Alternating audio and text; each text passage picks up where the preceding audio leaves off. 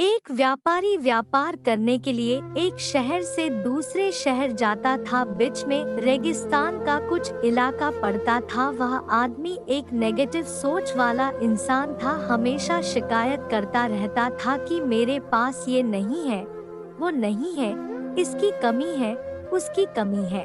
एक दिन वह रेगिस्तान में से गुजर रहा था, तभी उसकी पानी की बोतल खाली हो जाती है। उसे बड़ी जोर की प्यास लगती है, लेकिन रेगिस्तान में पानी ना मिलने की वजह से उसे बहुत गुस्सा आता है और बोलता है कि कितना खराब जगह है, ना कोई पेड़ ना पानी, रास्ता भी लंबा है, रेगिस्तान पार करना पड़ता है। तभी आसमान की तरफ देख करके कहता है कि भगवान, ये कैसा जगह बना दी है आपने। अगर मेरे पास में बहुत सारा पानी होता, बहुत सारे संसाधन होते तो इस जगह पर हरियाली कर देता, बहुत सारा पेड़ लगा देता। वह आदमी ऊपर देखकर ये सब बातें कह रहा होता है और ऐसा लग रहा था कि जैसे ऊपर वाले से जवाब का प्रतीक्षा कर रहा हो कि भगवान कुछ कह दे।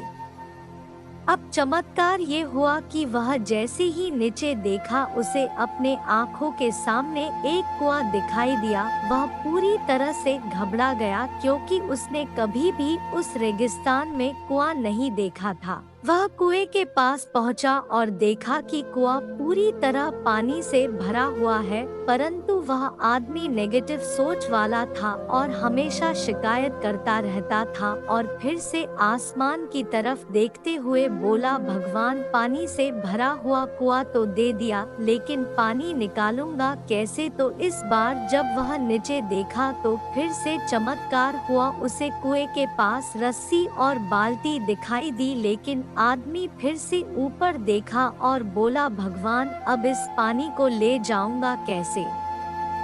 तभी उसको एहसास हुआ जैसे उसके पीछे कोई है। वह पीछे मुड़कर देखा तो एक ऊंट खड़ा हुआ होता है। वह पूरी तरह से घबरा गया, सोचने लगा कि ये तो सच में होने लग रहा है। मैं बातों बातों में कह तो दिया, अब मुझे यहाँ हरियाली करनी पड़ेगी और पेड़ लगाने की जिम्मेदारी लेनी पड़ेगी। आदमी को पानी से भरा हुआ कुआं मिल गया, बाल्टी और रस्सी मिल गई, पानी को ले जाने के लिए ऊंट भी मिल गया, सब कुछ मिल गया। अब वह आदमी सोच रहा था कि ये मैं बातों बातों में क्या बोल दिया, ये तो गड़बड़ हो गया।